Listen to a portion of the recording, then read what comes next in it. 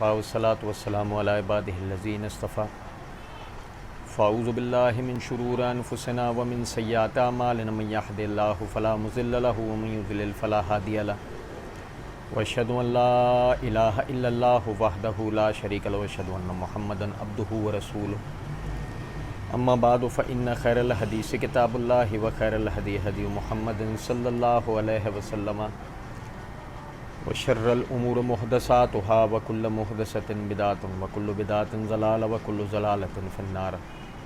أعوذ بالله السميع العليم من الشيطان الرجيم من حمده ونفخه ونفسه. بسم الله الرحمن الرحيم. اللهم صل على محمد وعلى آل محمد كما صليت على إبراهيم وعلى آل إبراهيم إنك حميد مجيد. اللهم بارك على محمد وعلى آل محمد كما باركت على إبراهيم وعلى آل إبراهيم إنك حميد مجيد. رب اشرح لي صدري ويسر لي أمري واحلل عقدة من لساني يفقهوا قولي رب زدني علما. محمد رسول اللہ والذین معه اشداء علی الکفار رحماء بینہم تراہم رکعا سجدا یبتغون فضلا من اللہ ورضوانا سیماہم فی وجوہہم من اثر السجود ذالک مثلہم فی التوراۃ ومثلہم فی الانجیل کزرع اخرج شطأہ فآزرہ فاستغلظ فاستوی علی سوقہ یعجب الزراء لیغیظ بہم الکفار وعد اللہ الذین آمنوا وعملوا الصالحات منہم مغفرۃ واجرا عظیما. اللہ رب العزت کے فضل و کرم سے صحابہ اکرام کی جو معرفت و فضیلت کے حوالے سے ہمارا سلسلہ چل رہا ہے، اس حوالے سے ہم پڑھ رہے تھے کہ صحابہ اکرام رضوان اللہ علیہم مجمعین کی دین کے اندر اہمیت اور حیثیت، ان کی ضرورت وہ کس طرح ہے. ہم نے پڑھا کہ انہوں نے اپنی جان، اپنے مال، ان سے اس دین کی خدمت کی. پھر جیسے کہ ہم پڑھ رہے تھے کہ اللہ رب العزت نے فرمایا وما کان المؤمنون لینفروا کافہ فلولا نفر من کل فرقۃ منہم طائفۃ لیتفقہوا فی الدین ولینذروا قومہم اذا رجعوا الیہم لعلہم یحذرون.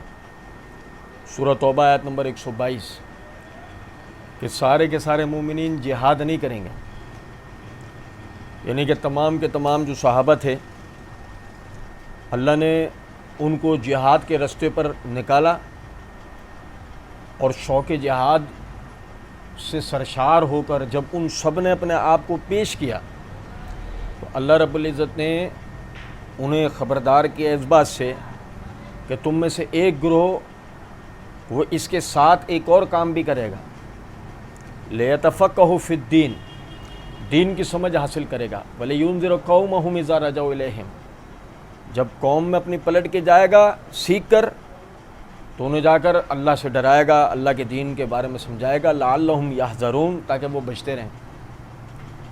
اس آیت نے ایک اور جو ہے وہ صحابہ اکرام رضوان اللہ علیہم مجمعین کے لیے ضرورت بیان کی، اور وہ تھی تبلیغ دین، اللہ کے دین کی دعوت. ہم اس حوالے سے پڑھ رہے تھے اللہ کی توفیق سے کہ ایک تو یہ ہے کہ گلی گلی، بستی بستی، گاؤں گاؤں، شہر شہر انہوں نے اللہ کے دین کی دعوت دی.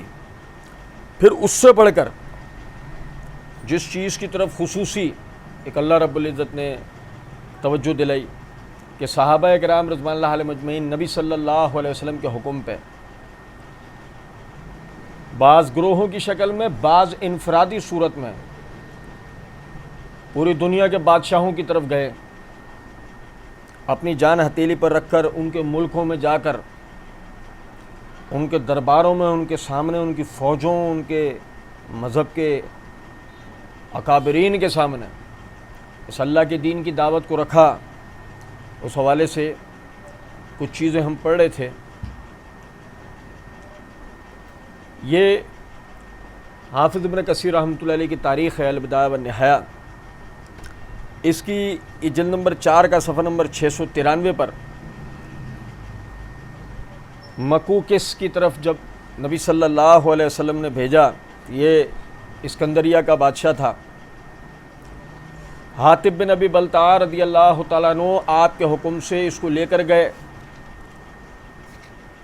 جب وہ آپ صلی اللہ علیہ وسلم کا مکتوب گرامی لے کر اسکندریہ پہنچے تو مکوکس نے انہیں بڑے عزت و احترام سے ٹھہرایا، اور آپ صلی اللہ علیہ وسلم کا وہ مکتوب گرامی موصول ہونے پر بہت زیادہ خوشی کا اظہار کرتے ہوئے جواباً شکریہ ادا کیا، نیز بہت سارے تحائف اور قیمتی سرج، ابا و قبا، اس کے علاوہ 2 کنیزیں خادمائیں وہ آپ کی خدمت کے لیے بھیجیں۔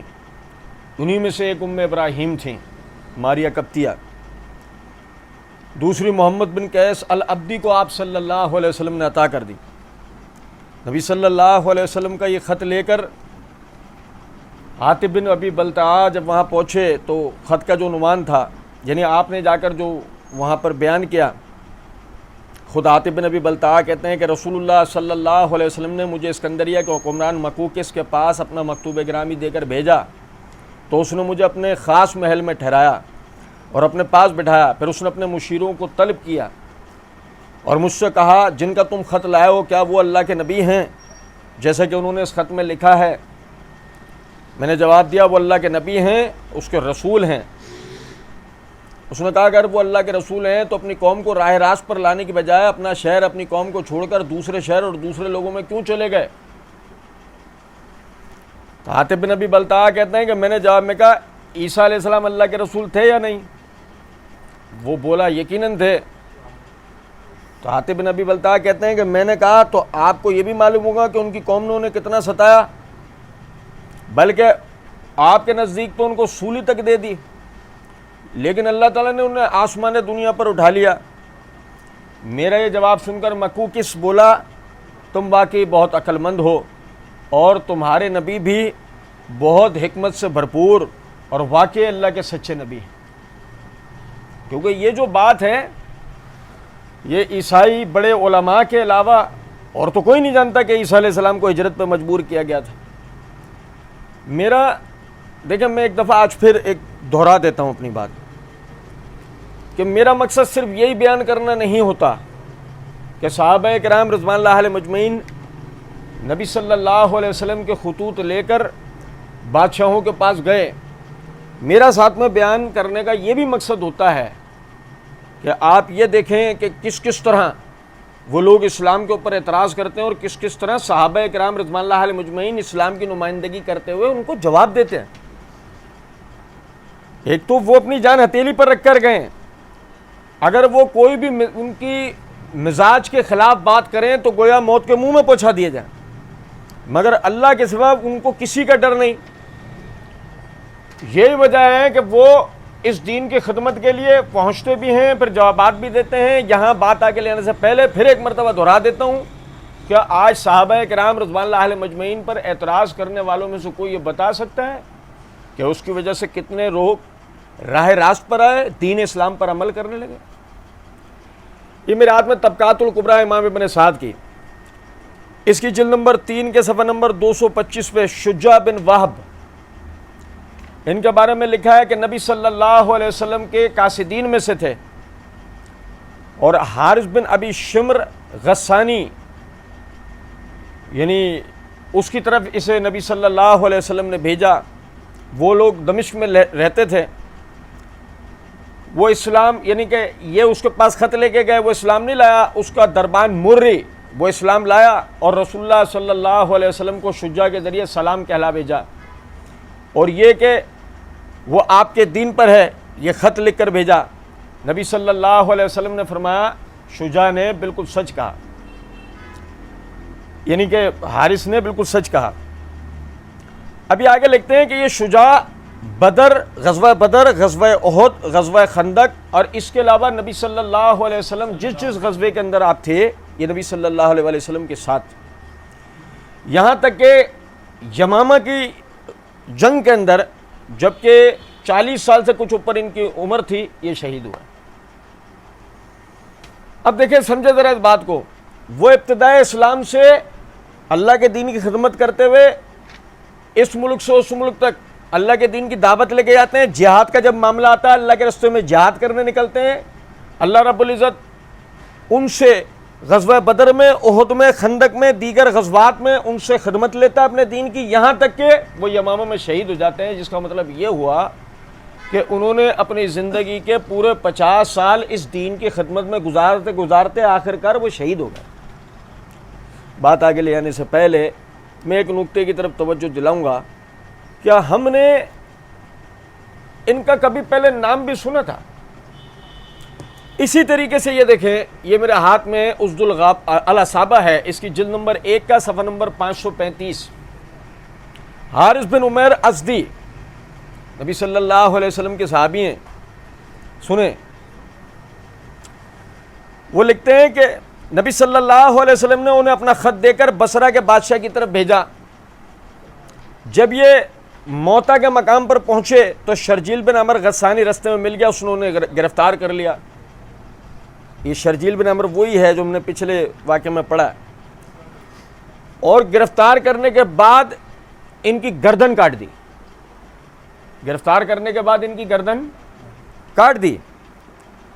وہ کہتے ہیں کہ جب رسول اللہ صلی اللہ علیہ وسلم کو اس کی اطلاع ملی تو آپ صلی اللہ علیہ وسلم نے یعنی یرموک کے لیے، خاص طور پہ موتا کے مقام کے لیے ایک پورا لشکر جو ہے وہ روانہ فرمایا. اب ایک سمجھیں ذرا بات،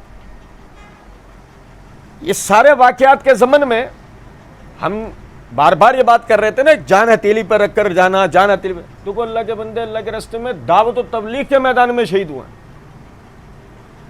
ایسا تو ہے نا کہ جہاد کے میدان میں شہید ہونے والے حضرات تو الگ ہی، جیسے ابھی ہم نے شجاع بن وہاب کے لیے پڑھا. لیکن یہ یعنی کہ وہاں پہنچتے ہیں موتا کے مقام پر، اور وہاں پہ باقاعدہ اس کا ایک جو جنرل ہے، اس کا ایک جو گورنر ہے، وہ ان کو گرفتار کرتا ہے. گرفتار کر کے ایک سنے نہ دو ان کو شہید کر دیتا ہے. اور نبی صلی اللہ علیہ وسلم ان کے بدلے کے لیے، ان کے انتقام کے لیے، ان کی قصاص کے لیے صحابہ کرام رضوان اللہ علیہ مجمعین کا ایک پورا لشکر جو ہے وہ موتا کی طرف روانہ فرماتے ہیں. کیا ہم نے آج تک حارث بن عمیر ازدی کا ذکر سنا؟ آپ دیکھو، میرا بتانے کا مقصد اس بات سے یہ ہے، یہ جو دعوت کا معاملہ تھا، یہ جو اس دین کی خدمت تھی، یار کیا ظلم ہے اللہ کی قسم. کبھی ہم سوچیں اس بات کو کہ عرب خطے سے، یعنی عرب خطے میں بھی بصرہ، یمن، طائف، شام، عراق، افریقہ، جتنے یعنی عرب علاقے ہیں، پھر عرب سے عجم میں ہندوستان، آسٹریلیا، جن علاقوں میں بھی اسلام پہنچا، حتیٰ کہ سنن کبری البیہقی کے اندر روایت موجود ہے، عبداللہ بن عمر رضی اللہ تعالیٰ عنہ فرماتے ہیں ہم برفانی علاقے کی طرف رسول اللہ صلی اللہ علیہ وسلم کے حکم سے بھیجے گئے. وہاں پر واپسی کے دوران میں ایک سرنگ میں برفانی تودہ گرنے کے نتیجے میں رستہ بند ہو گیا. اس سرنگ کو، اس رستے کو کھولنے کے لیے ہمیں 6 مہینے لگے. اس بیچ ہم نماز کا سر کرتے رہے. میرا اس مقصد سے بتانے، اس روایت سے بتانے کا مقصد کیا ہے؟ برفانی علاقہ، تودے گرنا، برفانی علاقوں میں سرنگ ہونا، یہ کون سی جگہ ہے؟ انٹارکٹیکا.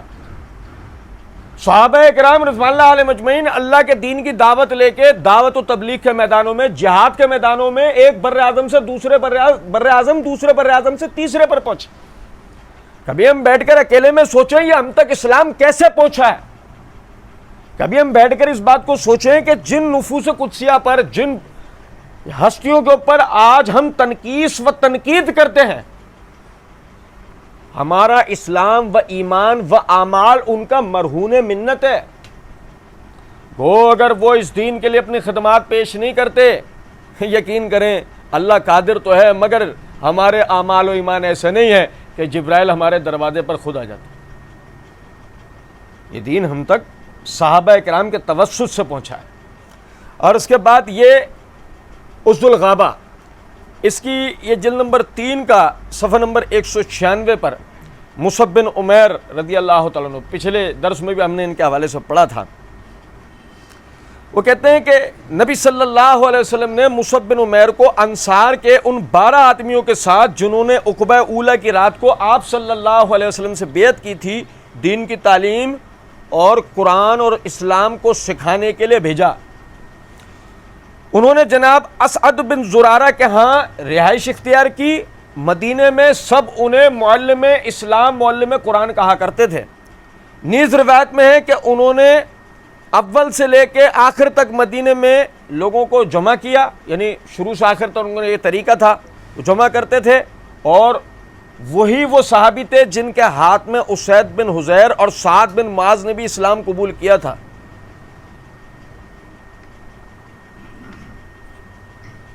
سعد بن معاذ رضی اللہ عنہ کے، صرف سعد بن معاذ رضی اللہ عنہ کے والد صاحب کو ایک بات بتاتا ہوں۔ صحیح بخاری کے اندر حدیث ہے، نبی صلی اللہ علیہ وسلم نے فرمایا جنت میں جو سعد بن معاذ کو رومال ملے وہ دنیا میں موجود ہر کپڑے سے بہتر ہے۔ جنت میں سعد بن معاذ کو جو رومال ملے ہیں نا، رومال استعمال کے لیے، وہ دنیا میں موجود ہر کپڑے سے بہتر ہے۔ آپ سمجھیں اس بات کو کہ وہ سعد بن معاذ ان مراد تک، ان نعمتوں تک، اس اکرام تک، اس اعلیٰ مقام تک پہنچے، ثواب کس کے کھاتے میں جائے گا؟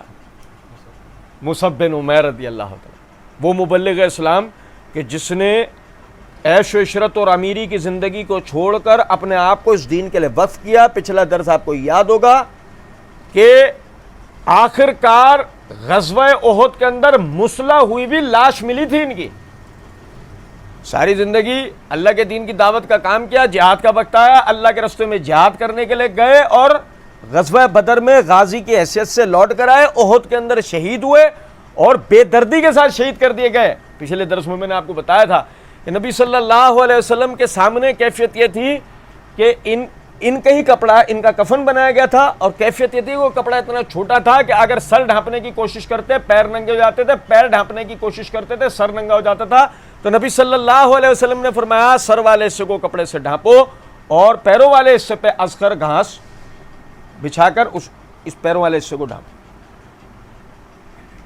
ہم سمجھیں ذرا اس بات، یا ان لوگوں کی قربانیاں، اور آج کیفیت یہ ہے کہ ہم ان کی اس قربانیوں کو سراہنا تو دور کی بات، بدقسمتی سے جانتے تک نہیں۔ جانے کیسے؟ پروپیگنڈا اتنا سخت ہے ہمیں۔ میں نے پچھلے کچھ درسوں پہلے آپ کو یہ توجہ دلائی تھی کہ 70 کا جو عدد ہے نا، یہ ہمارے دین کا مطلب یعنی پسندیدہ عدد ہے۔ شہادت کا پسندیدہ عدد جو نا ہمارے دین کا 70 ہے، لیکن بدقسمتی یہ ہے کہ ہم صرف 70 کا ایک گروہ جانتے ہیں جو کربلا میں شہید ہوا، اس کے علاوہ کسی کا ہم سے ذکر ہی نہیں ہوتا۔ یہ دیکھیں ذرا سمجھے گا، یہ میرے ہاتھ میں صحیح بخاری ہے، یہ صحیح بخاری میں کتاب الجہاد ہے۔ امام بخاری رحمۃ اللہ علیہ نے باب قائم کیا، باب العون بالمدد، اپنے مسلمان بھائیوں کی تعاون کے لیے، مدد کے لیے فوج کو روانہ کرنا۔ اس کے تحت حدیث نمبر 3064 ہے۔ انس بن مالک رضی اللہ تعالیٰ عنہ فرماتے ہیں کہ نبی صلی اللہ علیہ وسلم کی خدمت میں رال، زکوان، اسیہ اور بنو لحان قبائل کے کچھ لوگ آئے، اور آپ کو یقین دلایا کہ یہ لوگ، ہم لوگ جو ہے وہ اسلام لا چکے ہیں، اور ہمارے قبائل کے اندر، ہماری قوم میں جو کافر لوگ ہیں ان کے مقابل امداد کے لیے اور ہماری تعلیم و تبلیغ کے لیے آپ ہماری مدد کریں۔ نبی صلی اللہ علیہ وسلم سے مدد چاہیے۔ تو نبی صلی اللہ علیہ وسلم نے انصار میں سے 70 علماء کو اکٹھا کیا، 70 حضرات جو دین میں نبی صلی اللہ علیہ وسلم سے تربیت حاصل کر کے عالم بن چکے تھے، 70 علماء کو وہ اکٹھا کیا اور ان کو ان کے ساتھ بھیج دیا۔ انس رضی اللہ عنہ نے بیان کیا، ہم ان علماء کو، ان حضرات، ان مبلغین کو قاری کہا کرتے تھے۔ وہ لوگ دن میں جنگل سے لکڑیاں اکٹھی کر کے شہر میں لا کے بیچ کے اپنی روزی روٹی کے معاملات کرتے تھے، اور رات میں اللہ کے حضور کھڑے ہو کے عبادتیں کیا کرتے تھے۔ یہ حضرات ان قبیلے والوں کے ساتھ چلے گئے، لیکن جب بیر معونہ پر پہنچے تو ان قبیلے والوں نے ان حضرات سے غداری کی اور انہوں نے وہاں شہید کر ڈالا۔ نبی صلی اللہ، یعنی اب آپ سمجھے ذرا اس بات کو کہ نبی صلی اللہ علیہ وسلم نے مبلغین کی جماعت بھیجی، کتنے افراد؟ 70 افراد بھیجے، جنہیں دھوکے سے بیر معونہ کے مقام پر شہید کر دیا گیا۔ ابھی ہم اس کا تفصیلی واقعہ ایک اور جگہ سے انشاءاللہ پڑھیں گے، آپ سمجھیں۔ ہم نے آج تک ان کے حوالے سے سنا۔ پھر اسی صحیح بخاری، اسی کتاب الجہاد میں، باب من ینکب او یطعن فی سبیل اللہ، وہ شخص جس کو اللہ کے راستے میں تکلیف پہنچے، جس کو اللہ کے راستے میں کوئی مصیبت آئے، اس کے تحت حدیث نمبر 2801 ہے کہ انس رضی اللہ تعالیٰ عنہ فرماتے ہیں کہ نبی صلی اللہ علیہ وسلم نے بنو سلیم کے 70 آدمی بنو عامر کی طرف بھیجے۔ جب یہ سب حضرات بیر معونہ پر پہنچے تو میرے ماموں انس رضی اللہ عنہ کے ماموں حرام بن ملحان رضی اللہ عنہ نے کہا کہ میں آگے جاتا ہوں، اگر مجھے انہوں نے اس بات میں امن دے دی کہ میں رسول اللہ صلی اللہ علیہ وسلم کے دین کی تبلیغ ان تک کروں تو بہتر، ورنہ تم لوگ میرے قریب تو ہو ہی۔ چنانچہ وہ ان کے ہاں گئے اور انہوں نے ان کو امان بھی دے دی۔ ابھی وہ قبیلے کے لوگوں کو رسول اللہ صلی اللہ علیہ وسلم کے یعنی احادیث، آپ کے احکامات، آپ کی باتیں سنا ہی رہے تھے کہ قبیلے والوں میں سے ایک آدمی کو اشارہ کیا گیا، اس نے آپ کے جسم میں برچھا پیوست کر دیا جو کہ آر پار ہو گیا۔ اس وقت ان کی زبان سے نکلا اللہ اکبر، میں کامیاب ہو گیا، اللہ اکبر میں کامیاب ہو گیا، کعبے کے رب کی قسم۔ اس کے بعد قبیلے والے حرام رضی اللہ عنہ کے دوسرے ساتھیوں کی طرف بڑھے جو 70 کی تعداد میں تھے، سب کے سب کو شہید کر دیا۔ البتہ ایک صاحب جو پیر سے تھوڑے معذور تھے وہ پیچھے رہ گئے تھے، تو اس وجہ سے وہ پہاڑ پہ چڑھ گئے، ان کے ہاتھ نہ آ سکے، وہ وہاں بچے۔ انہی کی وجہ سے اس پورے واقعے کا مدینے میں خبر پہنچی۔ آپ سمجھیں ذرا اس بات کو، کیفیت کا ذرا اندازہ کریں کہ 70 حضرات وہ دعوت و تبلیغ کے لیے پہنچتے، اور دیکھیں ذرا اس بات کو کہ وہ حرام رضی اللہ تعالیٰ عنہ وہ کہتے ہیں کہ تم لوگ یہاں ٹھہرو، رکو، میں جا کے پہلے ان سے امان حاصل کرتا ہوں، صحیح ہے نا، پھر جو کچھ بھی ہو تم قریب ہو، تمہیں پتہ لگ ہی جائے گا۔ اب پہلے، سب سے پہلے اپنی جان کو ہلاکت میں ڈالنے والے کون؟ خطرے میں ڈالنے والے یہ آگے بڑھتے ہیں، صحیح۔ وہ تو پوری پری پلان بیٹھے ہوئے تھے نا، انہوں نے ان کو امان دے دی تاکہ سب اندر داخل ہوں، سارے اندر داخل ہوئے، باتوں میں انہوں نے سب کو گھیرا، سب کو شہید کر دیا۔ آپ سمجھیں ذرا اس بات کو کہ عثمان رضی اللہ عنہ کی شہادت کی خبر پر رسول اللہ صلی اللہ علیہ وسلم جیسی شخصیت نے فوراً ہی قصاص کے اوپر اور فوراً ہی جہاد کے اوپر بیعت لینا کیوں شروع کر دی تھی؟ حالانکہ اللہ نے قرآن میں کہا ہے نا، ان جاءکم فاسق بنبأ فتبینوا، جب کوئی فاسق بھی خبر لے کے آیا کرے تو اس کی تحقیق کیا کرو۔ تو کیا ایسی بات تھی کہ نبی صلی اللہ علیہ وسلم نے فوراً ہی جہاد کے اوپر بیعت لینا شروع کر دی تھی؟ کیونکہ یہ بات عام تھی کہ رسول اللہ صلی اللہ علیہ وسلم کے ساتھیوں کو، مبلغین کو، وہ حضرات جو مجاہدین ہیں، ان کو تنہا پا کر یا ان کو یعنی دفاع میں کمزور پا کر موقع دیکھتے ہی کفار ان کو شہید کر دیا کرتے تھے، ان کو نقصان پہنچایا کرتے تھے۔ لیکن یہ تو بات وہی ہے نا کہ ہمارے یہاں مسئلہ یہ ہے کہ پروپیگنڈا اتنا زیادہ ہے، آج ان کی وہ قربانیاں، ان کے ساتھ جو وہ معاملات گزرے، آج وہ ہمیں پتہ ہی نہیں، نہ ہمیں بتایا جاتا۔ ہم اسی کے اندر پورے رہتے ہیں کہ صرف لوگوں کو جمل اور صفین بتاؤ، لوگوں کو یعنی کہ لوگوں کے یہ تاثر دینے کی کوشش کرو کہ نعوذ باللہ من ذالک ان لوگوں نے ایک دوسرے کے گلے کاٹے۔ میں پہلے بھی کئی مرتبہ عرض کر چکا ہوں، اللہ تعالیٰ ہمیں توفیق دے گا، بہت جلد وہ ہم یہ جمل اور صفین کے حوالے سے بھی ہے نا انشاءاللہ پوری تفصیل پڑھیں گے، اس کی حقیقت کو سمجھیں گے انشاءاللہ۔ وہ جو پروپیگنڈا کیا جاتا ہے کہ صحابہ نے صحابہ کو نعوذ باللہ شہید کیا، ایک دوسرے کے ہاتھوں میں مارے جائے، یہ سفید جھوٹ ہے۔ انشاءاللہ اس حوالے سے جو نا بات ہوگی۔ میں صرف بتانا یہ چاہ رہا ہوں، آپ سمجھیں کہ لیکن بخاری مسلم کی جیسی احادیث، ایک چوچو یوٹیوب پہ آتا ہے نا جو یہ کہتا ہے کہ جی میں تو بخاری مسلم کی احادیث پڑھ کر سنا رہا ہوں، اس کا کون انکار کرے گا؟ تو میں وہی آپ سے عرض کر رہا ہوں، آپ دیکھیں کہ یہ کتنی بڑی جال سازی ہے۔ اسی بخاری مسلم کے اندر صحابہ کرام رضوان اللہ علیہ مجمعین کی قربانیوں کی جو رویداد ہے، جو تاریخ ہے، اس کو بیان کرنے میں اس آدمی کو کیسی موت آتی ہے۔ کیوں؟ کیونکہ سارا پروپیگنڈا ہی ختم ہو جائے گا۔ وہ لوگ جنہوں نے اپنے جان، وہ لوگ جنہوں نے اپنے مال، وہ لوگ جنہوں نے اپنی اولادیں، وہ لوگ جنہوں نے اپنے گھر بار، پورے خاندان، پورے علاقے اللہ کے دین کے لیے دے دیے، اس وقت میں جس وقت میں اس اسلام کا کوئی پرسان حال نہیں تھا، اس وقت میں ان لوگوں نے اپنے آپ کو اس کی خدمت کے لیے پیش کرا، تو سوچنے کی بات ہے کہ کیا وہ لوگ مناصب کے لیے، دولت کے لیے، عہدوں کے لیے ایک دوسرے کے گلے کاٹ سکتے ہیں؟ عقل تسلیم نہیں کرتی. دلائل تو اپنی جگہ ہیں، عقل تسلیم نہیں کرتی اس بات کو. جو آدمی تاریخ کا حقیقی ادنا لیکن حقیقی طالب علم ہے، جو صحابہ کرام رضوان اللہ علیہ مجمعین کی سیرتوں کو جانتا ہے، یقین کریں اس کی عقل نہیں تسلیم کر سکتی ان باتوں کو. میں نے عرض کیا کہ دلائل کی تو بحث اپنی جگہ انشاءاللہ آئے گی. تو 70 کربلا کے شہداء کا ذکر بھی کیا جائے تو 70 بیر معونہ کے شہداء کا بھی ذکر کبھی ہونا چاہیے نا، 70 غزوہ احد کے شہداء کا بھی ذکر ہونا چاہیے نا. یہ کیا کہ آپ نے صرف یعنی کربلا کا ذکر کر دیا اور اس کے بعد آپ نے دیگر کا ذکر ہی نہیں کیا. میں دیکھو پھر وہ عرض کر رہا ہوں کہ شاید کوئی کہنے والا یہ کہہ سکتا ہے کہ کیا ایسی بات ہے گھما پہ رہا کے آپ یہ بات کرتے ہیں. اس لیے بھائی کرتے ہیں، ان کا تو ذکر سب کو پتا ہے، ان غریبوں کا ذکر تو کسی کو نہیں پتا. اور جب یک قلم پھیری جاتی ہے کہ جی اہل بیت کے خلاف یہ سب حضرات ایک طرف تھے ظلم میں، تو ہم تصویر کا دوسرا رخ دکھا رہے ہیں، وہ ظلم کریں گے جن پر ہمیشہ ظلم ہوتا ہے. سوچنے کی بات ہے کہ جو ساری زندگی ظلم سہتے قربانیاں دیتے آئے وہ کسی پہ ظلم کریں گے. تصویر کا حقیقی رخ بھی دیکھنا چاہیے. اب آ جائیں دوسری بات، سمجھیں ذرا اس بات.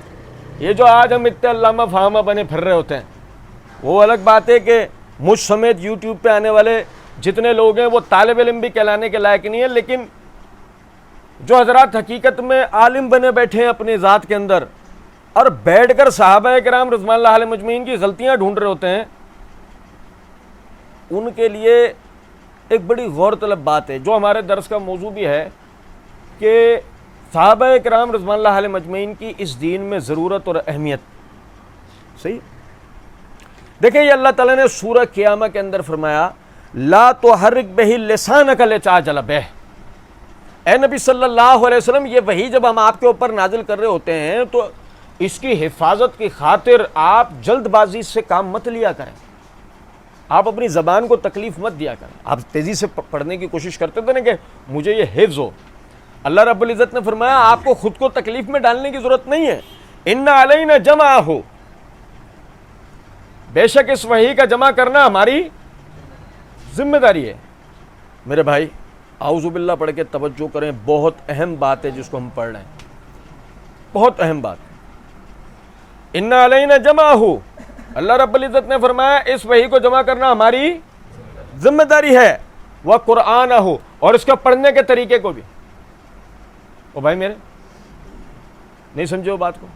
یہ وحی اور اس کی قرأت پڑھنا، یہ وحی سے مراد اسلام ہے. وحی سے مراد اسلام ہے. اسلام مجموعہ ہے دو چیزوں کا، قرآن اور نبی صلی اللہ علیہ وسلم کی تعلیمات، آپ کی سیرت. اسلام مجموعہ ان دو چیزوں کا. آپ سمجھے ذرا اس بات. اللہ رب العزت فرماتے ہیں ان علینا جمع ہو، اس کا جمع کرنا، و قرآن ہو، اور اس کا پڑھانا. دونوں چیزیں یہ کس کے ذمہ؟ ہمارے. وَإِذَا قَرَأْنَاهُ فَاتَّبِعْ قُرْآنَهُ، جب اسے پڑھا جا رہا ہو تو آپ نے صرف پڑھنے کی پیروی کرنی ہے. ثُمَّ إِنَّ عَلَيْنَا بَيَانَهُ، اس کی وضاحت کی ذمہ داری بھی ہماری ہے. قرآن اور قرآن کا بیان، قرآن کی قرأت، قرآن کا بیان، قرآن کی قرأت، قرآن کا بیان، قرآن کی قرأت اور قرآن کا بیان، احادیث، سنت، نبی صلی اللہ علیہ وسلم کی سیرت. اللہ کہتا ہے اس کا جمع کرنا ہماری ذمہ داری ہے. اور اب آپ ذرا دیکھیں، سمجھے ذرا اس بات کو. اللہ رب العزت نے جو یہ بات کہی ہماری ذمہ داری ہے، کیا وہ ذمہ داری پوری ہوئی ہے؟ نہیں نہیں نہیں نہیں، ایسے نہیں. ذہنوں کو حاضر کریں. اللہ نے جو اس دین کی حفاظت کی ذمہ داری لی، یہ توریت اور انجیل کی طرح اس میں رد و بدل اور تحریف نہیں ہوئی ہے. بھائی میرے عقیدت میں نہیں، علمی انداز میں بات کرنی ہے. اگر اس دین میں توریت اور انجیل، تعلیمات یہود، تعلیمات نصارہ کی طرح اس دین میں اگر رد و بدل نہیں ہوا ہے، یہ اللہ رب العزت کی طرف سے ہے. ہاں، کیسے؟ کیسے؟ بھائی میرے یہ ایک سوال ہے، یہ ایک سوال ہے، کیسے ہوا؟ ایسے ہوا، جبرائیل آئے فرشتوں کے ساتھ، پوری فوج لے گئے، انہوں نے ہر شہر سے باہر ایکڑوں پہ پھیلی ہوئی ایک زمین کے اوپر فیکٹری لگائی، اس میں قرآن اور احادیث و سنت و سیرت کی کتابوں کو چھاپا اور انہیں ہر گھر کے اندر دے کے چلے گئے۔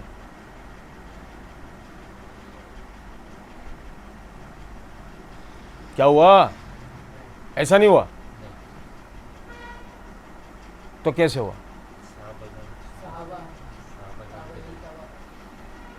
اور مثالی طور پہ اسلام پہنچا ایران سے وہ یہاں لے کر آئے لوگ، ایسا ہوا؟ یہ بھی نہیں ہوا، کیونکہ دیکھو محمد بن قاسم کو تو یوٹیوب والے محمد علی انجینئر صاحب نے انہیں تو ثابت کر دیا نا کہ اہل بیت کا قاتل ناسبی ڈکیت تو ہوگا۔ یہاں پر اسلام کیسا ہے؟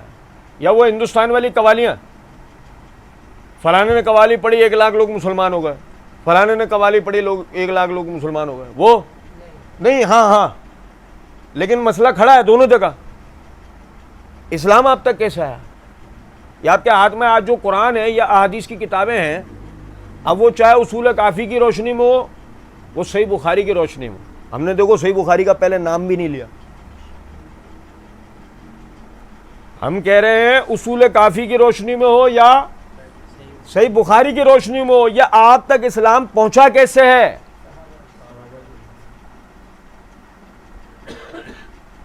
اللہ نے جو جمع کرنے کی ذمہ داری لی، اور ذمہ داری کو اللہ نے پورا کیسے کیا؟ ابھی دیکھیں ذرا بات، سنو توجہ سے۔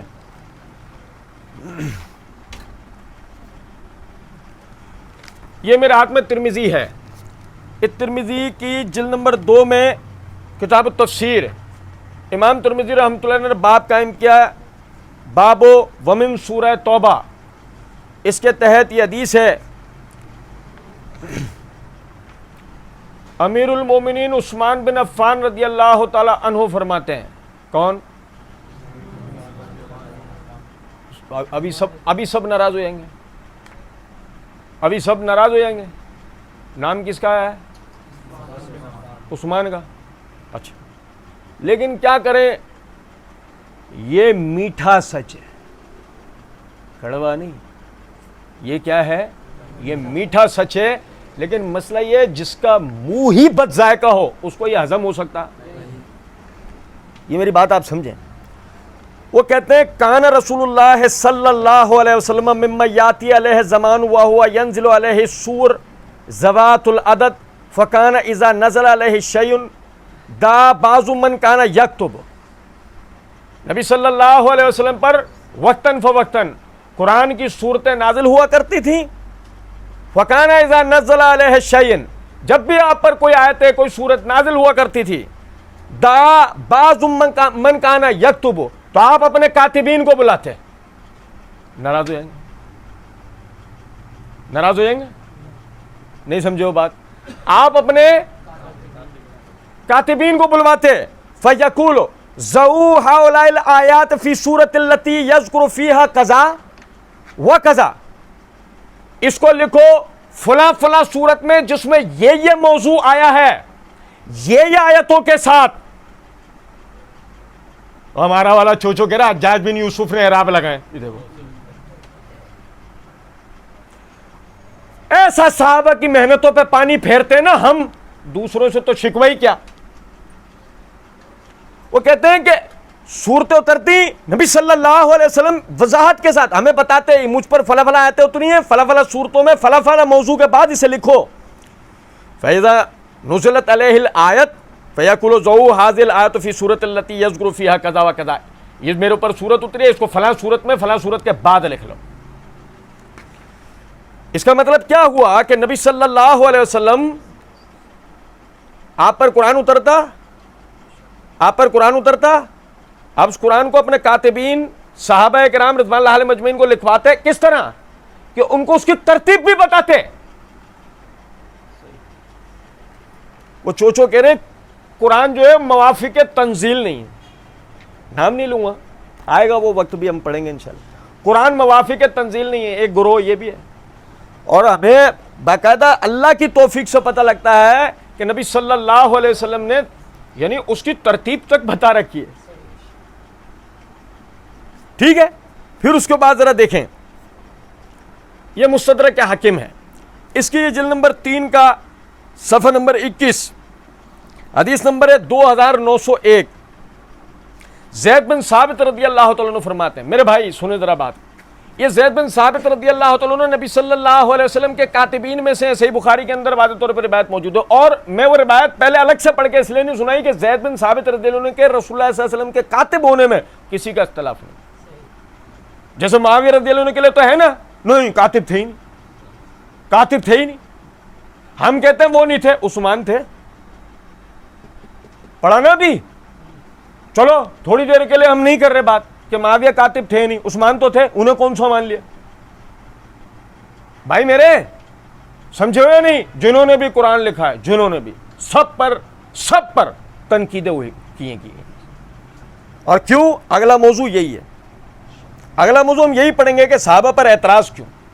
اور دیکھیں زید بن ثابت رضی اللہ عنہ فرماتے ہیں ہم رسول اللہ صلی اللہ علیہ وسلم کی موجودگی میں کاغذ یا چمڑے کے ٹکڑوں پر قرآن جمع کیا کرتے تھے. ہم کس کی موجودگی میں؟ نہیں, ابو بکر کی موجودگی میں. کس کی موجودگی میں؟ عمر نے زبردستی لکھوایا نہیں, کیا کہہ رہے ہیں, ہم نبی صلی اللہ علیہ وسلم کی موجودگی میں کاغذ یا چمڑے کے ٹکڑوں پر قرآن جمع کیا کرتے تھے. ایک دفعہ اسی دوران میں کہ یہ کام ہو رہا ہے, نبی صلی اللہ علیہ وسلم ہم سے یہ لکھوا رہے ہیں, اس دوران میں نبی صلی اللہ علیہ وسلم نے فرمایا طوبی للشام, شام کے لیے خوشخبری ہے, ملک شام کے لیے خوشخبری ہے. ہم نے پوچھا اللہ کے رسول کس وجہ سے؟ فرمایا ان پر اللہ کے فرشتے اپنی رحمت کے پر پھیلا کے رحمت کیے کھڑے. اب دیکھو ہمیں اس حدیث سے کیا بات پتہ لگی کہ زید بن ثابت رضی اللہ عنہ فرماتے ہیں کہ نبی صلی اللہ علیہ وسلم کی زندگی میں, آپ کے سامنے, آپ کی موجودگی میں قرآن, لیکن مسئلہ ایک ہے نا, لکھنے والے کون؟ لکھنے والے کون ہیں؟ لکھنے والے ہیں علی بن ابی طالب, لکھنے والے ہیں عثمان بن عفان. جو میں پہلے عثمان بن عفان کہے کہ علی بن ابی طالب کہہ دیتا, فوراً میرے پہ نازل ہونے کا فتویٰ لگ جاتا. اور نہیں سمجھو, علی بن ابی طالب, عثمان بن عفان, ابی بن کعب, زید بن ثابت, عبداللہ بن مسعود. بھائی میرے کچھ سمجھ رہے ہیں بات کو یا نہیں؟ خزیمہ بن ثابت, جن کی اکیلے کی گواہی 2 کے برابر ہے. یہ حضرات نبی صلی اللہ علیہ وسلم سے سن کے قرآن لکھنے والے لوگوں میں سے ایک ہے. میں نے بعض کے تو نام بتائے بھی نہیں ابھی آپ. یہ قرآن لکھا کرتے تھے نبی صلی اللہ علیہ وسلم کے کاتبین میں سے, اور میں نے معاویہ کا نام لیا ہے. نہیں سمجھو بات کو, جو میں نام لے لوں تو پھر میرے لیے بھی مسئلہ ہے نا. نہیں سمجھے بات, سارا ایک طرف, معاویہ کا نام ایک طرف. چوچو کہہ رہا ہم نے تو یزید کے ابا کو چھوڑنا ہی نہیں ہے.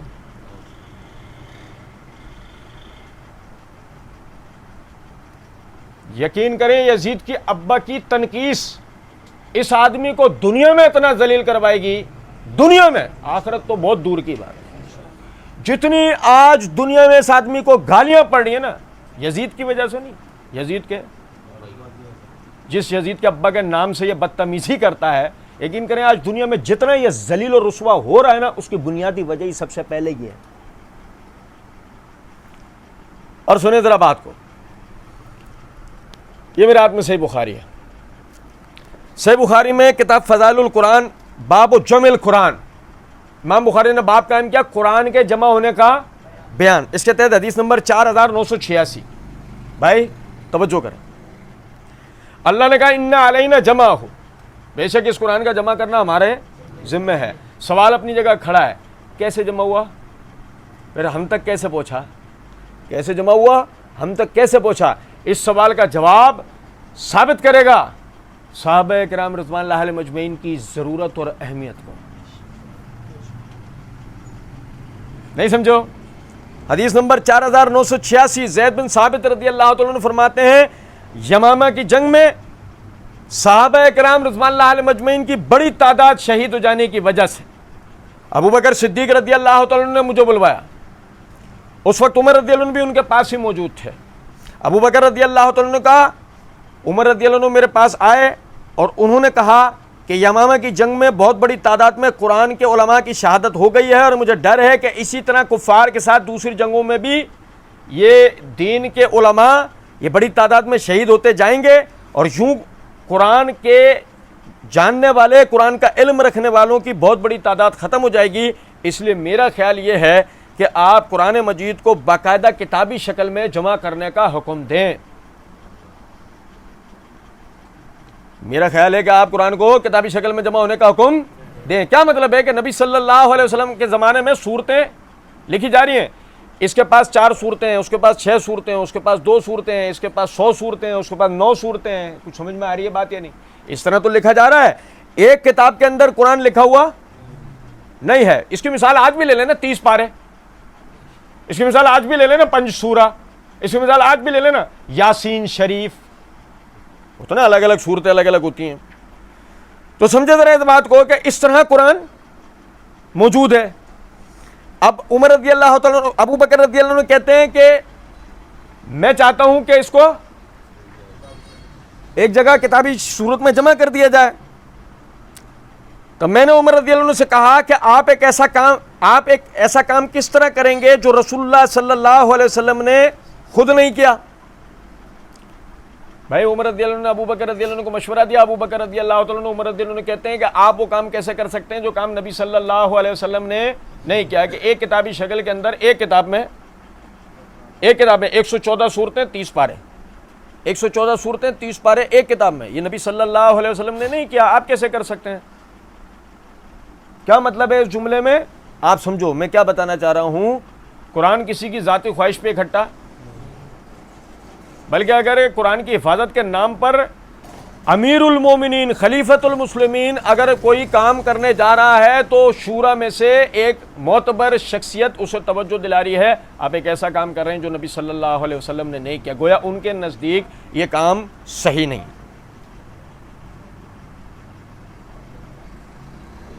ان کا احتیاط دیکھ رہے ہو آپ, اور بھائی میرے توجہ کر رہے ہیں, ان حضرات کی احتیاط دیکھیں ذرا. عمر رضی اللہ تعالیٰ نے اس کے جواب یہ دیا, اللہ کی قسم یہ تو ایک ثواب کا کام ہے, یہ تو ایک اچھا کام ہے. عمر رضی اللہ نے یہ بات بار بار کہتے رہے اور کہتے ہیں کہ آخر اللہ تعالیٰ نے اس مسئلے کے لیے میرا سینہ بھی کھول دیا, مجھے بھی بات سمجھ آ گئی, اور اب میری بھی وہی رائے ہو گئی جو عمر رضی اللہ تعالیٰ عنہ کی تھی. زید بن ثابت رضی اللہ عنہ نے بیان کیا کہ ابو بکر رضی اللہ تعالیٰ عنہ نے فرمایا آپ یعنی زید آپ جوان اور عقل مند ہیں, آپ کو معاملے میں کسی قسم کا الزام بھی نہیں دیا جا سکتا, آپ کاتب وحی بھی ہیں.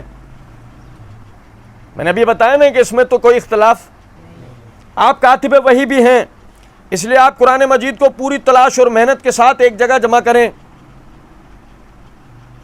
آپ قرآن مجید کو پوری تلاش کے ساتھ پوری محنت کے ساتھ ایک جگہ, یا آپ ذمہ داری لیں. امیر المومنین آرڈر دے رہے ہیں تو درخواست چھوڑیے, بات آ رہی ہے سمجھ میں یا نہیں؟ اللہ کی قسم اگر یہ لوگ مجھے کسی پہاڑ کو اس جگہ سے دوسری جگہ منتقل کرنے کے لیے کہتے تو میرے لیے کام اتنا مشکل نہیں تھا جتنا کہ ان کا یہ حکم کہ میں قرآن مجید کو ان کے لیے جمع کر دوں, ان کے حکم پر جمع کر دوں. یہ زید رضی اللہ عنہ کہہ رہے ہیں یہ اتنا ذمہ داری والا کام ہے. اور بھائی میرے اپنے اچھا یہ ایک اور بھی تو اس میں بات ہے نا, جو قرآن کا علم رکھتا ہے, جو تاریخ کا علم رکھتا ہے, جو الہامی کتابوں میں تحریفات کے بارے میں جانتا ہے, اللہ کی قسم وہ اس بات کو سمجھے گا کہ زید رضی اللہ عنہ یہ بات کیوں کر رہے ہیں. وہ اس بات کو سمجھے گا, وہ اس بات کو سمجھے گا کہ صحابہ کرام رضوان اللہ علیہم اجمعین اتنے یعنی اس مسئلے کو اتنا پیچیدہ کیوں سمجھ رہے ہیں, کیونکہ اس کی وجہ یہ ہے کہ یہ کتاب آخری الہامی کتاب ہے. انسانوں کی ہدایت کے لیے اس کے بعد کوئی کتاب موجود ہوگی دنیا میں؟ نہیں. اور اس کتاب کی حفاظت کا ذمہ لیا اللہ نے. پورا کیسے کروایا؟ کہ جبرائیل نے ایکڑوں کے اوپر پھیلی ہوئی زمین کے اوپر فیکٹری لگا کے.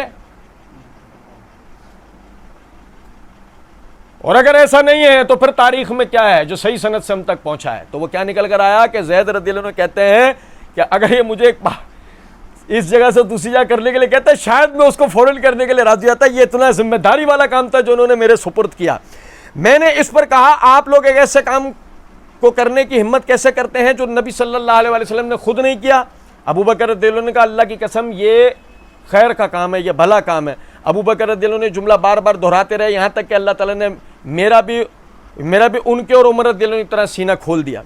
چنانچہ میں نے قرآن مجید کو جو مختلف چیزوں کے اوپر لکھا ہوا تھا، ہڈیوں پہ، چمڑے پر، کھالوں پر لکھا ہوا تھا، میں نے اس کی تلاش شروع کر دی اور میں قرآن مجید کو کھجور کی چھلی ہوئی شاخوں، پتلے پتھروں سے، ہڈیوں سے، لوگوں کے سینوں سے اس قرآن کو جمع کرنے لگا. اب آپ سمجھے ذرا اس بات کو. زید بن ثابت رضی اللہ عنہ یعنی بتا رہے ہیں کہ اس کو جمع کس طریقے سے کیا گیا. اور پھر یہ دیکھیں، یہ میرے ہاتھ میں فتح الباری ہے، اسی حدیث کی شرح کرتے ہوئے جلد نمبر 10 کے صفحہ نمبر 13 کے اوپر حافظ ابن حجر رحمۃ اللہ علیہ فرماتے ہیں کہ امام ابو بکر بن ابی داؤد، امام ابو داؤد کے صاحبزادے، وہ اپنی کتاب المصاحف کے اندر لکھتے ہیں کہ عمر رضی اللہ تعالیٰ عنہ جب یہ حکم آیا، ابو بکر رضی اللہ عنہ کی طرف سے یہ حکم آیا، عمر رضی اللہ عنہ کھڑے ہوئے فقال من کان تلقى من رسول اللہ صلی اللہ علیہ وسلم شیئا من القرآن فلیات بہ، کہ جسے نبی صلی اللہ علیہ وسلم نے قرآن کے کسی بھی حصے کی تلقین کی تھی وہ ہمارے پاس لے آئے. وَكَانُوا يَكْتَبُونَ ذَلِكَ فِي الْمُصَحَفِ وَالْأَلْوَاحِ وَالْعَصَبِ، اور وہ سب لکھا کرتے تھے، اور وہ سب لکھا کرتے تھے یعنی کاغذوں پر، ہڈیوں کے اوپر اور کھالوں کے اوپر. قَالَ وَكَانَ لَا يُقْبَلُ مِنْ أَحَدٍ شَيْءٍ حَتَّى يَشْهَدُ شَاهِدَانِ، اور وہ کسی سے ایک قرآن کی آیت بھی قبول نہیں کرتے تھے جب تک وہ دو عادل سچے گواہ کھڑے نہ کر دیں.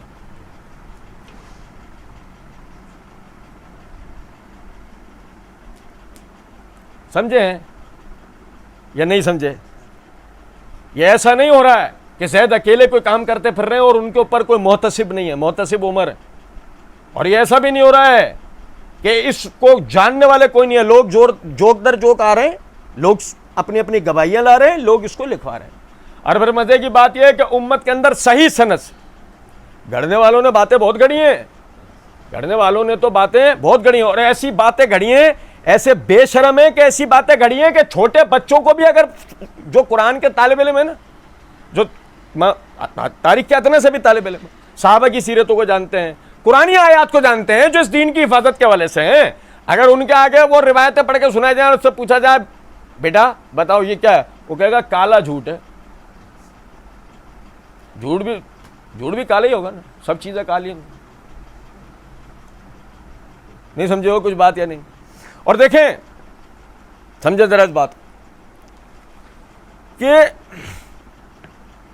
یہ مستدرک حاکم میں اسی حدیث کے بعد جو ہم نے حدیث مستدرک حاکم کے حوالے سے حدیث نمبر 2901 پڑھی تھی، امام حاکم رحمۃ اللہ علیہ نے ایک نقطے کی طرف توجہ دلائی ہے. میں امام حاکم رحمۃ اللہ علیہ کا قول یوں ہی نہیں پڑھ رہا، آپ سمجھے. امام حاکم کے اوپر شیعہ ہونے کا الزام ہے، امام حاکم کے اوپر شیعہ ہونے کا تو مطلب یہ کہ امام حاکم تو وہ شخصیت ہیں کہ جنہوں نے مطلب یعنی کہ جن کو ہمارے اور دوسرے سبھی بیان کر رہے ہیں، تو کوئی ٹینشن والی بات نہیں ہے. لیکن میں عموماً ایک بات کہا کرتا ہوں کہ مقلد اگر ماننے پر آئے تو توریت اور انجیل میں لکھی ہوئی باتیں مانتا ہے، اور اگر جھٹلانے پر آئے تو قرآن کی آیتوں تک کو جھٹلا دیتا ہے. یہ ایک المیہ ہے. اور پھر اس کے بعد یہ دیکھیں کہ امام حاکم کیا کہتے ہیں. اس حدیث میں یہ واضح بیان موجود ہے کہ قرآن پاک صرف ایک ہی دفعہ جمع نہیں کیا گیا. یار امام حاکم جس نقطے کی طرف توجہ دلا رہے ہیں، ہر تحقیق کرنے والے کے لیے نقطہ بڑا غور طلب ہے. وہ کہتے ہیں کہ اس حدیث میں وہی کہ ہم نبی صلی اللہ علیہ وسلم کے ساتھ قرآن کو جمع کیا کرتے تھے. کہتے ہیں اس حدیث میں یہ واضح بیان موجود ہے کہ قرآن پاک صرف ایک دفعہ ہی جمع نہیں کیا گیا، بلکہ اس کا کچھ حصہ تو خود رسول اللہ صلی اللہ علیہ وسلم کی موجودگی میں جمع کر لیا گیا تھا، پھر حضرت ابو بکر صدیق رضی اللہ عنہ کے زمانے میں جمع ہوا، پھر تیسری مرتبہ جب صورتوں کی ترتیب کے ساتھ اس کی تکمیل کا معاملہ ہوا تو وہ عثمان رضی اللہ عنہ کی خلافت کے زمانے میں ہوا ہے. اور میرے بھائی آپ بات کو سمجھیں کہ باقاعدہ امام حاکم رحمۃ اللہ علیہ نے کیا توجہ دلائی ہے؟ نبی صلی اللہ علیہ وسلم کے زمانے میں ہوا، ابو بکر کے زمانے میں ہوا، عثمان رضی اللہ عنہ کے زمانے میں ہوا۔ یہ اس طرح بات نہیں ہے کہ نبی صلی اللہ علیہ وسلم نے اپنے زمانے میں کسی فرد واحد کو بلایا، اکیلے میں بٹھا کے کوئی قرآن پورا لکھوایا، وہ لے کے چلتا بنا، پھر ابو بکر رضی اللہ عنہ کے دور میں جب بیعت وغیرہ کے معاملات ہو گئے، وہ اصلی قرآن نکال کر لے کر آیا اور وہ کہتا ہے اس کو تسلیم کرو، ابو بکر انکار کر دیتے ہیں، عمر بھگا دیتے ہیں، یہ چلا جاتا ہے کہ آج کے بعد تم اس قرآن کو کبھی نہیں دیکھو گے۔ اس قسم کا کوئی واقعہ نہیں۔ سنو، اگر ہوتا اور ثابت شدہ ہوتا، امام حاکم یہ بات کرتے۔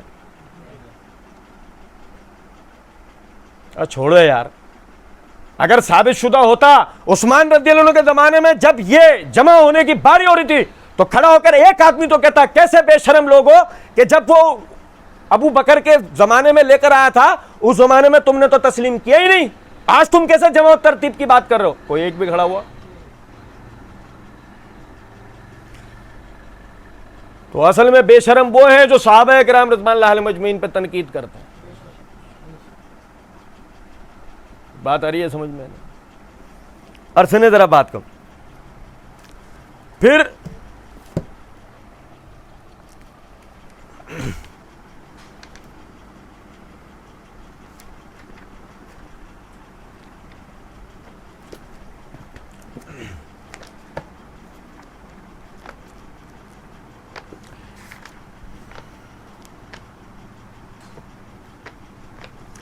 یہی صحیح بخاری کے اندر آگے جو ہم نے حدیث پڑھی تھی ابو بکر رضی اللہ عنہ کے حوالے سے، اسی جگہ پر یعنی کہ دوسری جو حدیث ہے، عثمان رضی اللہ تعالیٰ نے قرآن کو جمع کیا، اور عثمان رضی اللہ تعالیٰ نے قرآن کو جمع کیا تو اس میں باقاعدہ روایت کے اندر یہ الفاظ موجود ہیں کہ انہوں نے حفصہ رضی اللہ تعالیٰ عنہ، رسول اللہ صلی اللہ علیہ وسلم کی زوجہ حفصہ رضی اللہ تعالیٰ عنہ سے آخر میں صحیفہ منگوایا۔ اور بھائی میرے توجہ کرو اس نقطے کی طرف کہ بالکل اس طرح جیسے ابو بکر رضی اللہ عنہ کے زمانے میں قرآن اکٹھا کیا گیا، جس طرح گواہیوں کی موجودگی میں، جس طرح لکھت کی موجودگی میں وہ سارے نسخے اکٹھا کر کے ایک جگہ جمع کیا گیا، اس وقت ٹیلی کیا گیا حفصہ رضی اللہ تعالیٰ عنہ کا نسخہ۔ آپ مجھے بتائیں زوجہ رسول انہیں قرآن لکھوانے والا کون؟ بھائی میرے سمجھ رہے ہیں یا نہیں؟ یہ دیکھیں، یہ الحمدللہ حدیث مجھے مل گئی ہے، حدیث نمبر 4987 ہے، حدیث نمبر 4987 ہے۔ انس بن مالک رضی اللہ عنہ کہتے ہیں کہ حذیفہ بن یمان رضی اللہ عنہ امیر المومنین عثمان رضی اللہ عنہ کے پاس آئے، اس وقت عثمان رضی اللہ عنہ آرمینیا اور آذربائیجان کی فتح کے سلسلے میں شام کے غازیوں کے لیے جنگی تیاریوں میں مصروف تھے تاکہ وہ اہل عراق کو ساتھ لے کر وہاں جہاد کے لیے نکل سکتے ہوں۔ حذیفہ رضی اللہ عنہ قرآن مجید کی قرأت کے اختلاف کی وجہ سے بہت زیادہ پریشان تھے۔ انہوں نے عثمان رضی اللہ عنہ سے کہا امیر المومنین اس سے پہلے کہ امت بھی یہودیوں اور عیسائیوں کی طرح کتاب اللہ میں اختلاف کرنے لگے، آپ ان کی خبر لیجئے۔ او بھائی میں ایک نقطے کی طرف توجہ دلاؤں، دیکھو اللہ نے یہ مطلب حدیث بھی ہمارے سامنے کر دی، اللہ کا ہم پہ فضل ہو گیا۔ حذیفہ بن یمان رضی اللہ عنہ ان صحابہ میں سے ایک ہیں جن کو کہا جاتا ہے رازداران رسول، رازداران رسول۔ آپ سمجھیں ذرا اس بات کو۔ اور حذیفہ رضی اللہ عنہ کی روایتیں مرزا بھی بہت سناتا ہے اچھل اچھل کے، وہ یوں کہا تھا، وہ حذیفہ کی روایت میں یہ ہے کہ یوں فتنے ہوں گے، وہ یہ ہوگا، اور اس فتنے کا معنی بنو امیہ ہیں، اس فتنے کا مطلب فلانا خلیفہ ہے۔ بھائی میرے سنو، توجہ طلب بات ہے، یہ حذیفہ عثمان رضی اللہ عنہ کے پاس آتے ہیں اور یعنی قرآن کی قرأت کا اختلاف، اور سنو قرأت کے اختلاف سے پہلے بھول نہ جانا، میں جو بار بار آپ کو کہتا ہوں نا، دیکھو اس پہ توجہ کرو، دیکھو اس پہ توجہ کرو، وہ بات ہوتی ہے کہ جس کو فراموش کرنے کی وجہ سے سامنے والا وہ ایک انتہائی لولی لنگڑی بات بطور اعتراض پیش کر رہا ہوتا ہے، اور ہمارا والا ٹینشن میں تو یار یہ تو بات صحیح۔ سنو ذرا بات، وہ کہتے ہیں اختلاف قرأت کا مسئلہ بخاری مسلم، ہم کہتے ہیں رک جاؤ، سورہ قیامہ اللہ کہتا ہے ان علینا جمعہ و قرآنہ، بخاری مسلم بعد میں، پہلے قرآن۔ بے شک اس قرآن کا جمع کرنا اور اس کی قرأت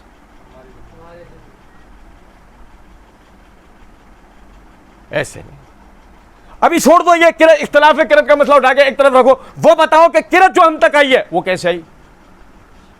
بخاری مسلم کی روایتوں کو نہیں اٹھانا ہے، اب بخاری مسلم کی روایتوں کو نہیں اٹھانا ہے، اب آپ نے بتانا ہے کہ قرأت ہم تک۔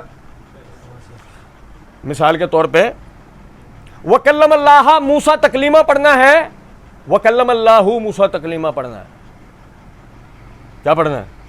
معنی دونوں کے ہوں گے، دونوں یہ دونوں عبارتوں کے معنی ہیں، یہ بے معنی بے ربط جملے نہیں ہیں. ایک قرآن کی آیت ہے، دوسری قرآن کی آیت. صرف ایک جگہ ایک حرف کو میں نے رفعی حالت کی بجائے نصبی حالت میں پڑھا ہے. اب سمجھیں ذرا اس بات کو. اعتراض کرنے والا ہم پہ اعتراض کس بنیاد پہ کرے گا؟ سند سے. کہاں سے آئے گی؟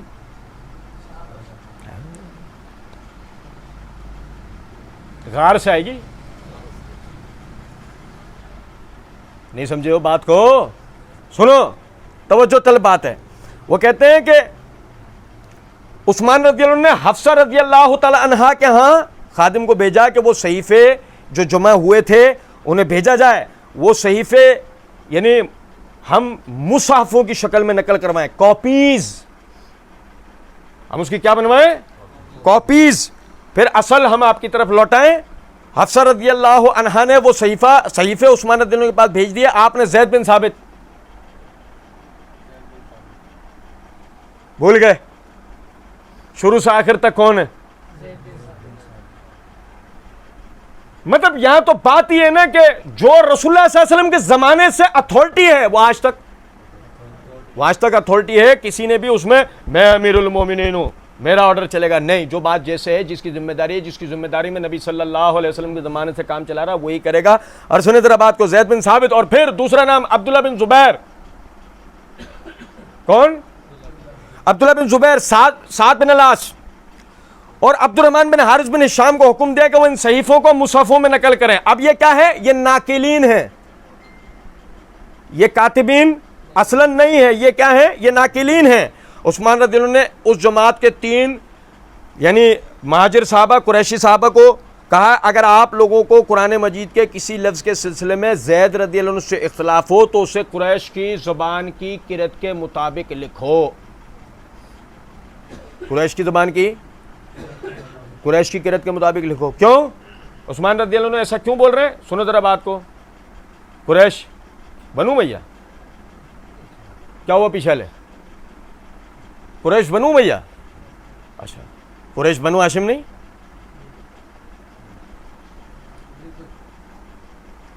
اللہ کی قسم یار کیسا ان کا دامن پاک اور صاف ہے. کس کی زبان میں لکھو؟ یہ تھوڑی کہا ہے بنو امیہ کی قرأت میں لکھو یا فلانی کی قرأت میں لکھو. انہوں نے کہا قریش کی زبان، کیونکہ نبی صلی اللہ علیہ وسلم نے اپنے زمانے میں بھی اس کو قریش کی قرأت پر پڑھا ہے. آپ نے بھی اس کو اسی قرأت پر پڑھا. عثمان رضی اللہ عنہ نے بھی اس کے اوپر کہا. اور سنیں، چنانچہ وہ کہتے ہیں کہ مطابق لکھ لیں کیونکہ قرآن مجید بھی قریشی کی زبان میں نازل ہوا. چنانچہ ان لوگوں نے ایسے ہی کیا اور جب تمام صحیفے مختلف نسخوں میں نقل کر لیے گئے تو عثمان رضی اللہ عنہ نے ان صحیفوں کو واپس لوٹا دیا اور اپنی سلطنت کے ہر علاقے میں نقل شدہ مصحف کا ایک ایک نسخہ بھی بھجوا دیا اور حکم دیا کہ اس کے سوائے کوئی چیز اگر اللہ کی کتاب کی طرف منسوب کی جاتی ہے، خواہ وہ کسی صحیفے خواہ کسی بھی مصحف میں ہو، جلا دو. اس کے علاوہ جو چیز بھی اللہ کی کتاب کے نام سے تمہیں کوئی بیان کرے، کیا کرو؟ اس کو جلا دو. بھائی میرے، قرآن جمع کر لیا گیا ہے، قرآن محفوظ کر لیا گیا ہے. اللہ کہتا ہے اِنَّ عَلَيْنَا جَمْعَهُ، بے شک ہمارے ذمہ اس کا جمع کرنا ہے. اللہ نے وہ ذمہ داری، اللہ کی بات. وَمَنْ أَصْدَقُ مِنَ اللَّهِ قِيلًا، اللہ سے زیادہ بات کا سچا کون ہے کوئی نہیں ہے. سو گئے جاگ رہے ہیں، سو گئے جاگ رہے ہیں. اللہ نے وعدہ پورا کیا. ہاں وہ ہمارے ہاتھوں میں پہنچا نہیں، غار میں پہنچا ہے تو وعدہ سچا ہوا، پہنچا نہیں ہے تو نہیں، پہنچا نہیں ہے تو وعدہ سچا نہیں ہے. پہنچ گیا ہے تو وعدہ سچ ہوا ہے، ذمہ داری پوری ہوئی ہے. اور پہنچا نہیں ہے تو وعدہ پورا نہیں ہوا ہے. سنو ذرا بات کو. قرأت کے اختلاف کا رونے سے پہلے سورہ قیامت کی آیت کا جواب دینا ضروری ہے کہ اللہ نے قرأت کو ذمے میں لیا ہے تو وہ قرأت کیا ہے، اور وہ بھی بسند صحیح. ورنہ تو نیپال سے لوگ زندہ ہو کر آ جاتے ہیں. ہم نے کب سند پوچھی ہے کبھی؟ ہم نے بھی مان لیا. ہم نے کبھی اس کی سند نہیں پوچھی کیونکہ اس میں ہمارا دین تھا، اس میں ہمارا دین تھا ہی نہیں. اور سنو ذرا بات کو، میرے ہاتھ میں الفصل للوصل المدرج فی النقل، خطیب بغدادی رحمۃ اللہ علیہ کی، اس کی یہ جلد نمبر 2 کا صفحہ نمبر 1023. یہ جو عثمان رضی اللہ عنہ نے کہا ہے نا جلا دو، اس پہ بہت سارے جل جائیں گے، اس پہ بہت سارے ایک تو پہلے ہی جل چکے ہیں، اور یہ جو بات ہو گئی ہے اس پہ بہت سارے جل جائیں گے. اس لیے میں ایک ایسی روایت سنا رہا ہوں جو فائر بریگیڈ کا کام کرے. ٹھنڈے ہو جاؤ، ڈرامے بازی نہیں کرو. صحیح بھائی. سوید کہتے ہیں واللہ لا احدثکم الا شیئا سمعت من علی بن ابی طالب سمعت یقول یا ایھا الناس لا تغلوا فی عثمان ولا تقل له الا خیرا.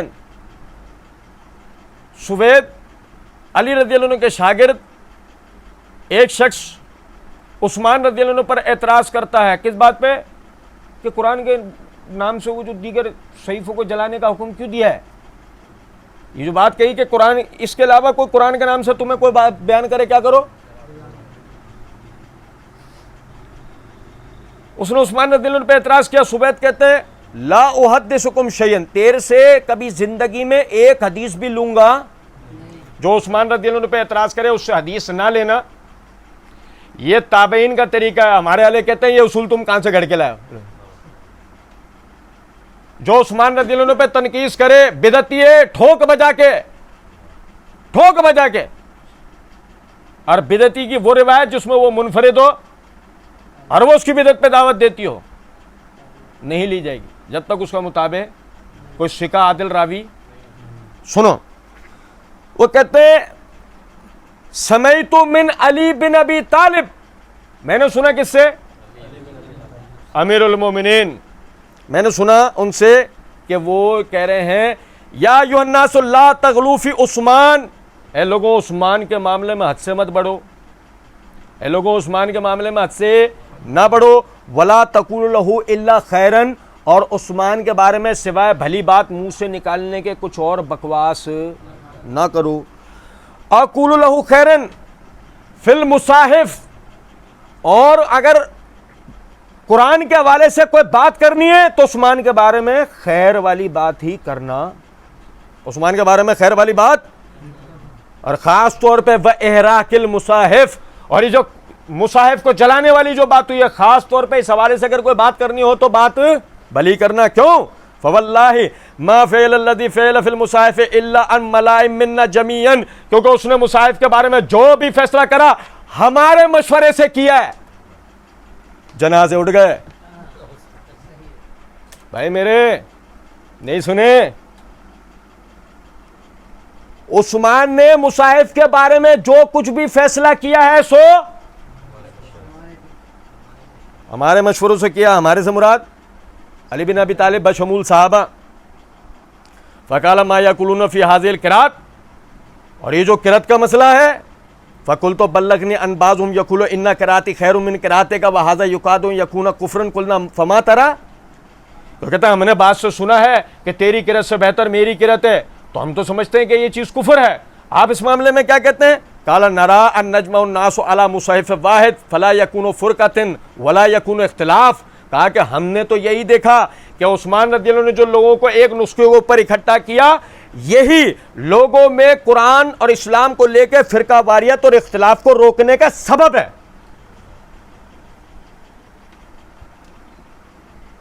7 قرأتیں 7 مصحف. عیسائیوں کے پاس پھر 4 انجیلیں ہوتی ہیں، ہمارے پاس 7 ہوتے ہیں. عیسائیوں کے پاس پھر 4 انجیلیں ہوتی ہیں، ہمارے پاس 7 نسخے ہوتے ہیں. اللہ تعالیٰ عثمان رضی اللہ عنہ کے درجات کو مزید سے مزید تر بلند کرے کہ علی رضی اللہ تعالیٰ عنہ کیا کہتے ہیں کہ گو عثمان وہ کام کر کے گئے کہ جس کے بعد قرآن کو لے کر اختلاف کی صورت ہو سکتی سوائے اس کے جس نے شرط رکھی تھی کہ کوا سفید ہوتا. دنیا میں ہیں ایسے لوگ ہیں بھائی، کر لو کچھ بھی کرنا ہے. اور سنو، یہ میرے ہاتھ میں تفسیر قرطبی ہے، اس کی جلد نمبر 1 کا صفحہ نمبر 78 اور 79. یہ آخری حوالہ، اس کے بعد ہم بات ختم کریں گے انشاءاللہ، اس کو اگلے درس پہ کنٹینیو کریں گے. عمیر بن سعید علی رضی اللہ عنہ کے شاگردوں میں سے ایک، وہ کہتے ہیں کہ میں نے علی بن ابی، یعنی ہم سے علی بن ابی طالب رضی اللہ عنہ نے فرمایا. کس نے؟ اگر عثمان کے وقت میں خلیفہ میں ہوتا، اگر عثمان کے وقت میں خلیفہ میں ہوتا میں بھی مصاحف کے بارے میں وہی فیصلہ کرتا جو عثمان نے کیا تھا.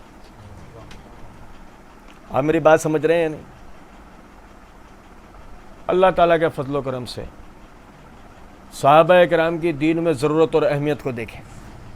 یہ قرآن جمع کرنے والے، اس کی قرت کو محفوظ کرنے والے صحابہ کرام رضوان اللہ علیہ مجمعین ہیں. وہ اگر وہ حضرات محنتیں نہ کرتے تو بہت ممکن تھا کہ جس طرح گردش ایام میں اہل کتاب یہود و نصارہ کے ہاتھ سے ان کی کتابیں ضائع ہو گئیں، ممکن تھا کہ ہمارے ہاتھ سے نعوذ باللہ من ذالک اللہ کی کتاب بھی ضائع ہو جاتی. لیکن صحابہ کرام رضوان اللہ علیہ مجمعین نے دن رات محنت کر کے اللہ کی کتاب 30 پارے 114 سورتیں اور اس کی قرت کو ہم تک پہنچایا. اور انشاءاللہ اگلے درس کے اندر ہم پڑھیں گے کہ جو قرآن کا بیان ہے، یعنی نبی صلی اللہ علیہ وسلم کی احادیث، آپ کی سنت ہے، آپ کی سیرت، صحابہ کرام رضوان اللہ علیہ مجمعین نے یہ بھی ہم تک بحسن و خوبی پہنچایا. اللہ رب العزت ان سے راضی ہوا، وہ اللہ رب العزت سے راضی ہوئے. اللہ رب العزت ہمیں صحابہ کی کردار کو سمجھنے، اس پر عمل کرنے کی توفیق دے. وما علینا الا البلاغ.